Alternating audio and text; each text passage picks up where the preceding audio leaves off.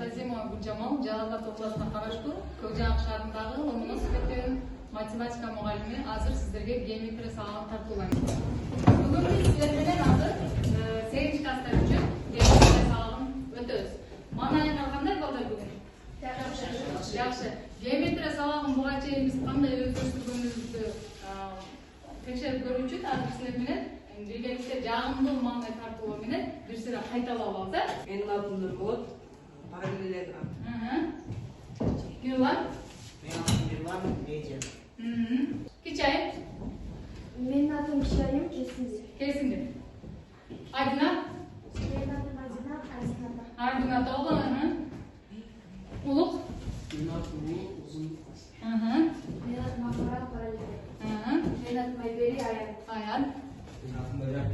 Диаметр. Менин атым Элизабет. Эллипс. Квадрат. Менин атым Шобиба, Шар. Менин атым Айзат, Айжаман. Менин атым Райна, Ром. Мынакей. Алтын эреже түзүп алайлы. Биринчи сабагыбыз үчүн алтын эреже түзүп алайлычы. Кана биз сабакта мен биринчи айтайын. Кол көтөрүп жооп беребиз,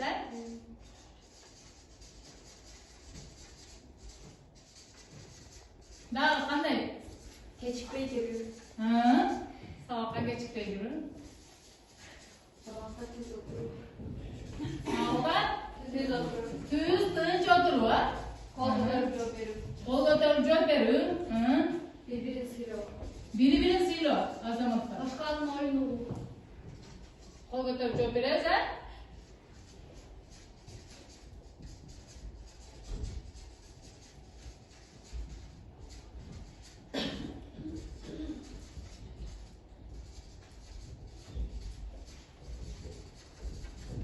Демек, биз ушундай өзүбүзгө сабакта колдонуучу алтын эрежелерди түзүп алдык. Эгерде ушул алтын эрежелерди сактап, сабакка активдүү катышам десеңер, бир кол жабып алгычы.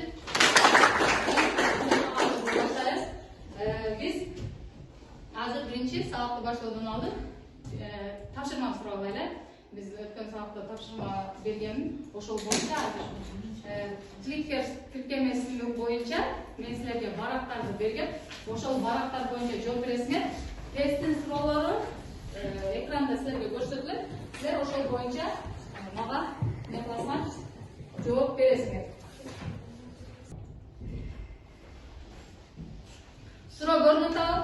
Көрүнүп атат. Демек, биринчи суроо пи саны жолбосо нол түрдө көрөт. Пи саны канчага барат? Бул эркек түшүн мурдамдагы аны билесиңерсиздер. Кайсы жооп туура десеңер, ошол жагын көтөрүп коебуз. Бараттын ошол жагын көтөрүп койсоң.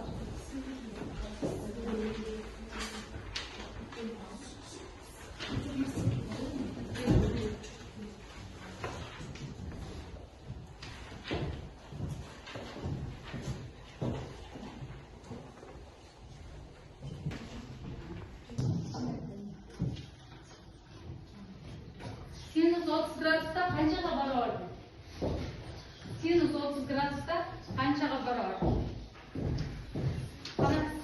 Кармайыңыздагы. Кайсы жооп? Кайсы жооп туура десеңер, ошол жагын көтөргүлө барат.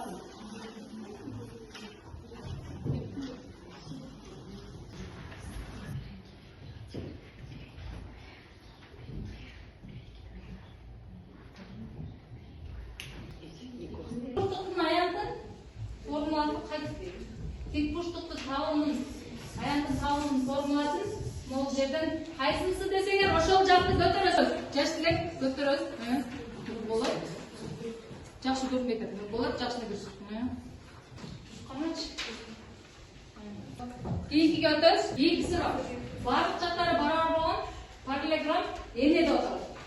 Бардык жактары барабар болгон параллелограмм эмнеде отурат? Баштайбыз. Болот, Улан, Умар.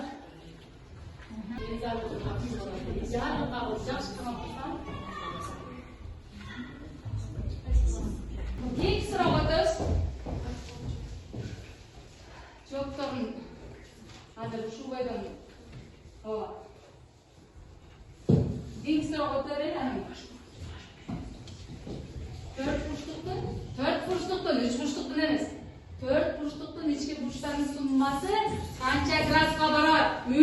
бурчтукту эмес, 4 бурчтукту.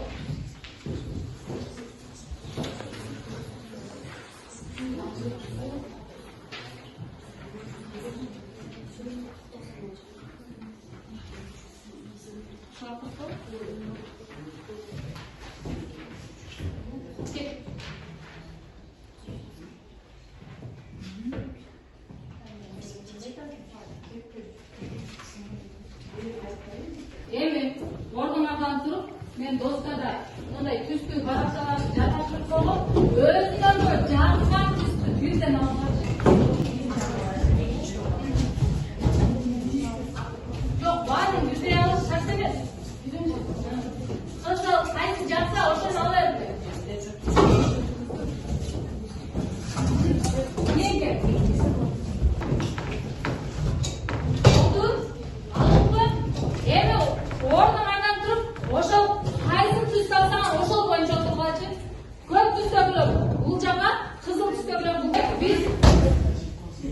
Birinci jana ekинчи топ болуп, эки топко бөлүнүп алды. Андан биз сабактардан дайыма канча алган жакшы көрөбүз? 5 алган жакшы көрөбүз, а? 5 жакшы да. Эми манайыңарда дайым 5 болсо жакшы. Анан кыргызда бир жакшы сөз бар. 5 көкүл деп кандай кыздар дейт? Бик курактуу кыздарды 5 көкүл кыздар дейт.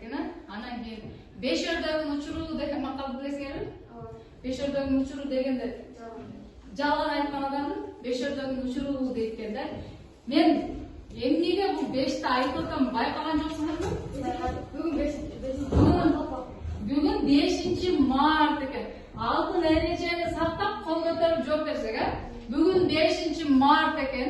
Бүгүнкү күндүн айдын 5 күнү экен демек, 5 март.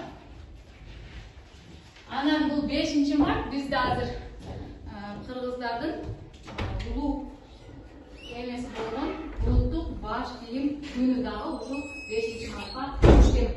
Анан бүгүн биздин сабагыбыз дагы ушул 5 март экен.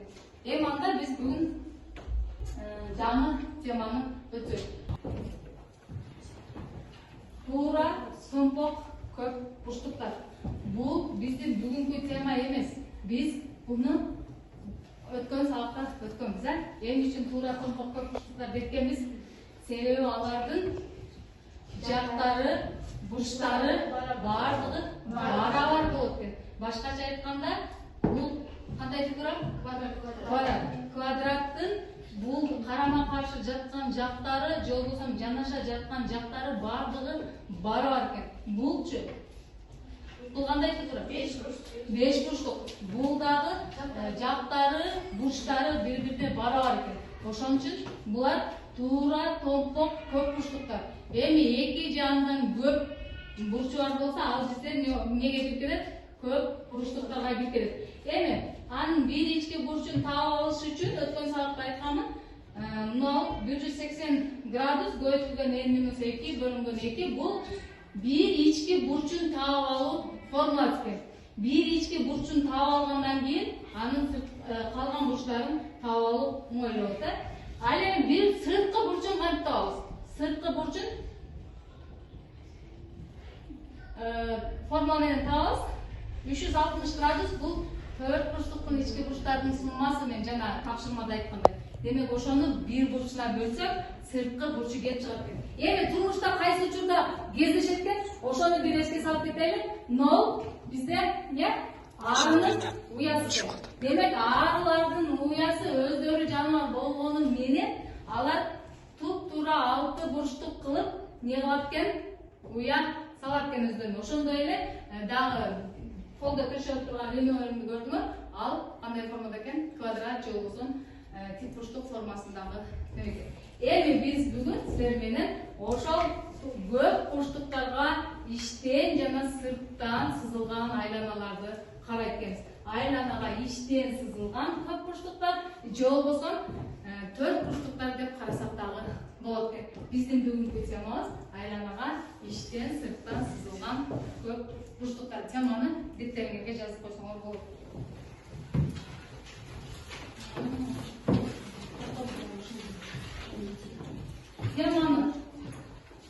теманы түшүндүрүүдө мурун биз өзүбүзгө максат коюп алайлы. Бүгүнкү сабагыбыздын темасын көрдүк. Кайсы тема экен? Айланага иштен сырттан сызылган көп бурчтуктар. Эми бүгүнкү сабакта биз эмнени үйрөнөбүз? Айланага иштен сырттан сызылган көп бурчтуктар боюнча кеңири маалымат алат экенбиз. Кайсы көп бурчтукка иштен сырттан сызууга болот же болбойт экенин билет экенбиз. Ошондой эле алардын борборлору каякта жайгашкандыгы жөнүндө дагы маалымат алат экенбиз сабакта. Ал эми сабактын акырында мен силерден эмнени күтөм? Турмушта айланага иштен сырттан сызылган көп бурчтуктар тууралуу кайсыл жерде колдонулат, ошол боюнча силерде маалымат болуш керек экен. Анда бүгүнкү теманы баштайбыз.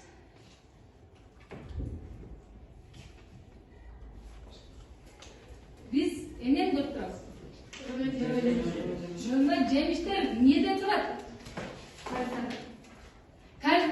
Серепчеде турат, да? Серепчеде ичинде, анан сыртында турат. А булчу? Айлана. Азыр биз айтып аткан айлана. Бул сереп экен. Анын ичинде, анан сыртында, ичинде жашылчалар, сыртында мөмөлөр турат экен. А бул айлана. Эми карайбыз. Айлананын болду, ошондой кое берчи. Айлананын ичинде не жатып атат? 4 бурчтук. 4 бурчтук. Трапеция же болсо. 4 бурчтуктарда өзүнчө аталышы бар экен. Трапеция. Ал эми сыртында ромб жатат. Ромб жатат. Көрдүңөрбү? Мына картинанын ичинде жашылчалар, сыртында жемиштер. Айлананын ичинде трапеция, сыртында ромб. Биздин темабыз эмнелер өзү? Айланага иштен сырттан сызылган көп бурчтуктар экен. Демек, мына иштен сырттан. Эми ар бирин өзүнчө карап өтөйлү. Мына бул айлана. Анын ичине эмне кылдык? 3 бурчтук сыздык. Көрдүңөрбү? Айлана 3 бурчтук сыздык. Эми айланага 4 бурчтук. 4 бурчтук сыздык. Эми карап туруңар. Мына кичинерээк, бул чоңураак айлана. Эмне үчүн мындай сыздык? Мунун сыртына көп бурчтукту сызып көрөлү. Мына. Көрдүңөрбү? Эмне? Көрдүңөрбү?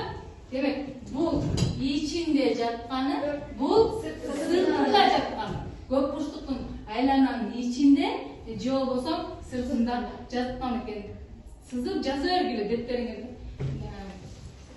Иштен сырттан сызылган деп кайткенбиз. Тартып жаза бергиле жаңы теманы.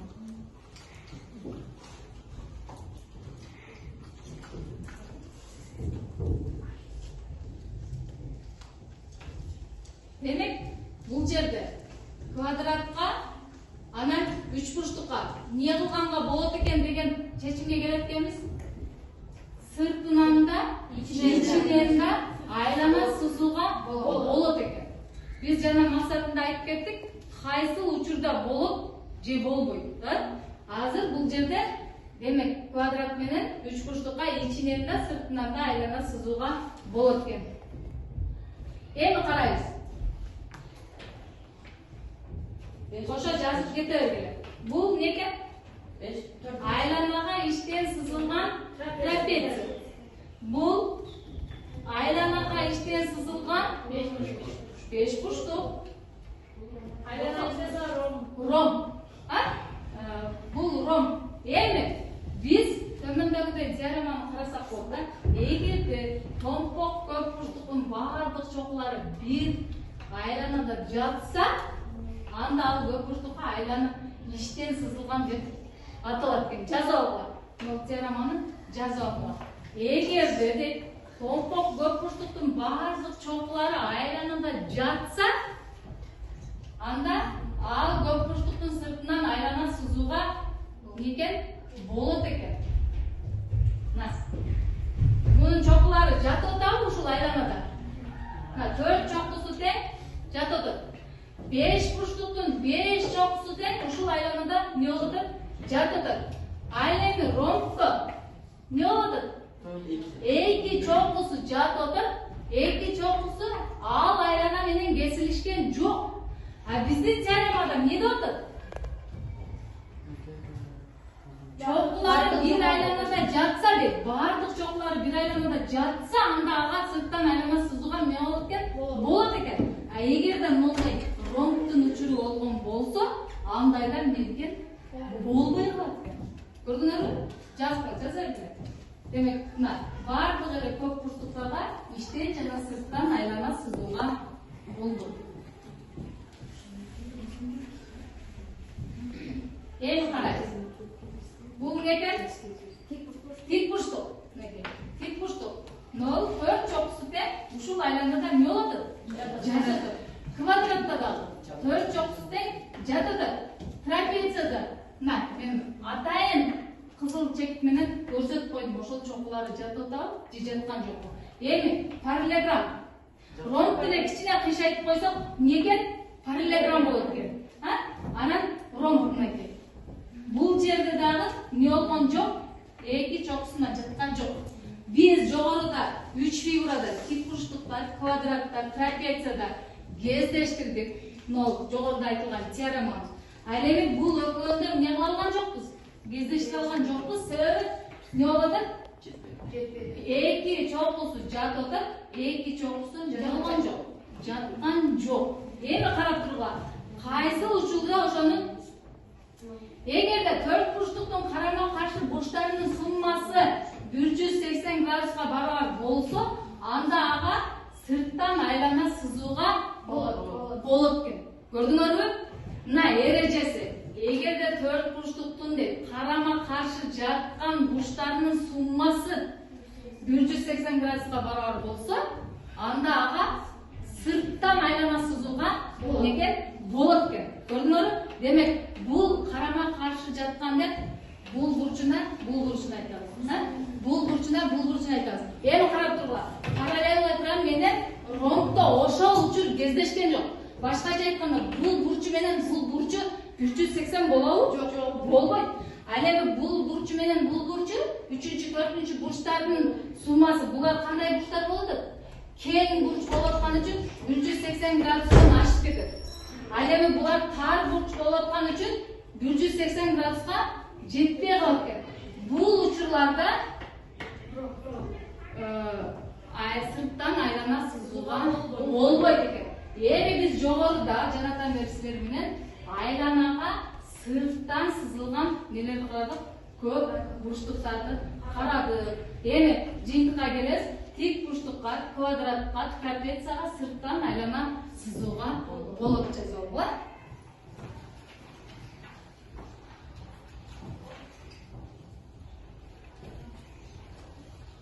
Сырттан айлана сызууга болот.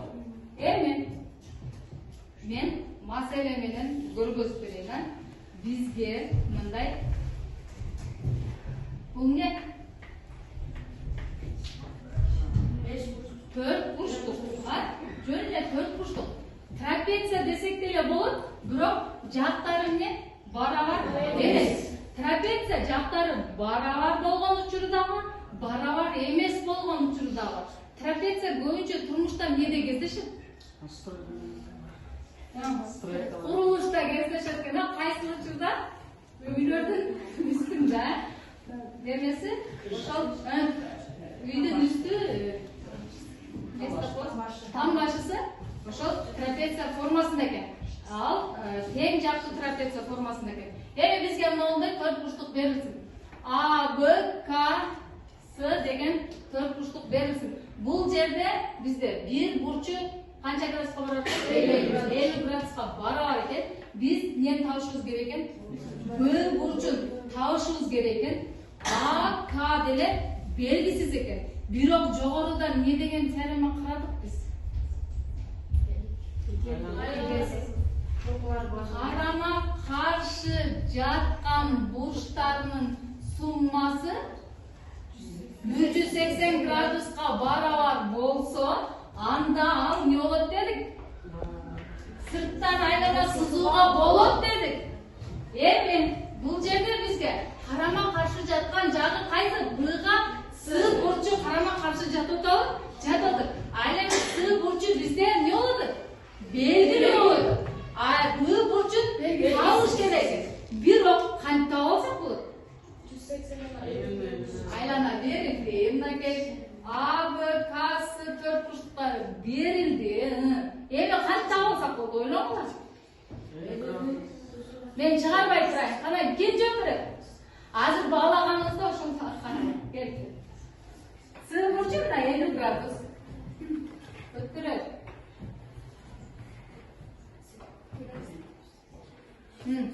Кантип алсак болот? 180ден 50 кол көтөрүп туруп жооп беребиз, а? 180'den 50 kere koysak 30. Эмне үчүн 100 Айлана o kvadrattın içi olsa bardağı 180'e barar. карама каршы жаткан суммасы 180. A 180 a bize sığ belgisi Белгилүү. belgili ошондуктан 180'den 50'nin 50 olsa 130 çıktı. Ошондо Bölümünde ошондо. ошондо бизде туура жооп кайсы болот экен? 180.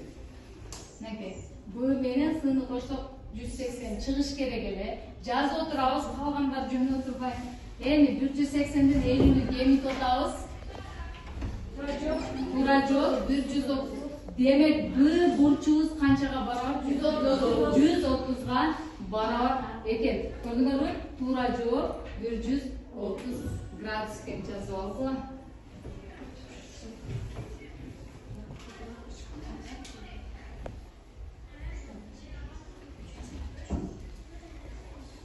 Дагы бир маселе карайлы. Айланага иштен сызылган К, А, С, Е төрт бурчтугунун С бурчу 75 градус. Е бурчу 90 градус экен. Калган эки бурчтун айырмасын тапкылады. Көрдүңөрбү? Демек, нол бурчтун айырмасын табышыбыз керек экен. Эми ушундай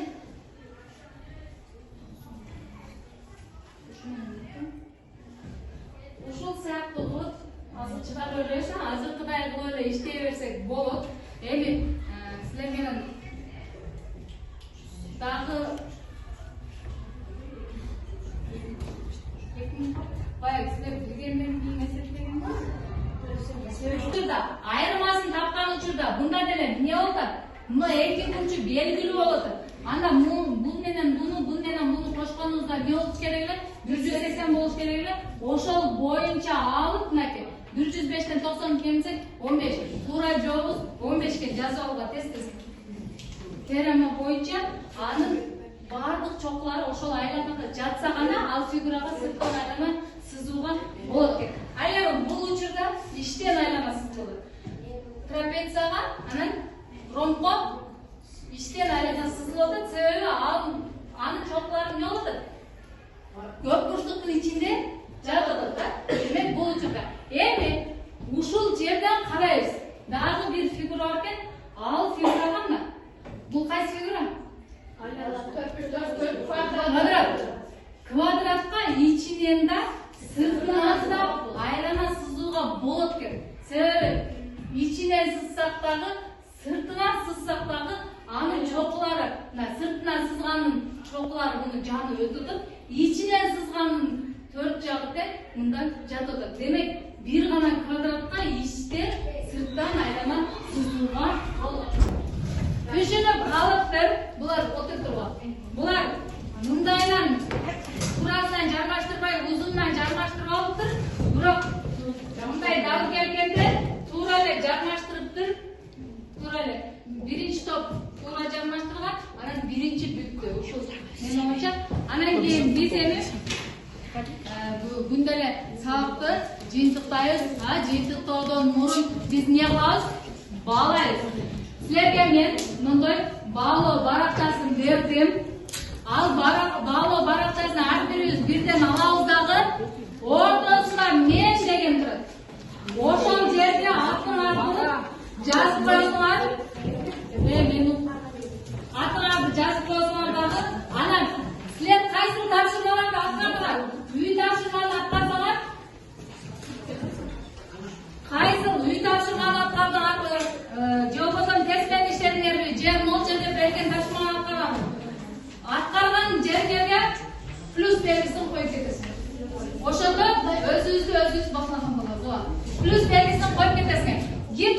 kaldı plus.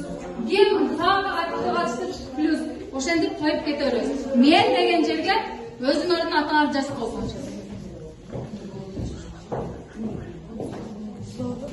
Oturalım. Oldu. Bağlap büttüңөрбү? Belgilerini koydуңарбы? Belgilerini koydуңар, ha? Anda baraklarını koyabızдағы менің қарайыз. Biz bugün сабақты баштаганда, сабактын максатында күтүлүүчү натыйжаны айттык эле. Күтүлүүчү натыйжада не деди эле?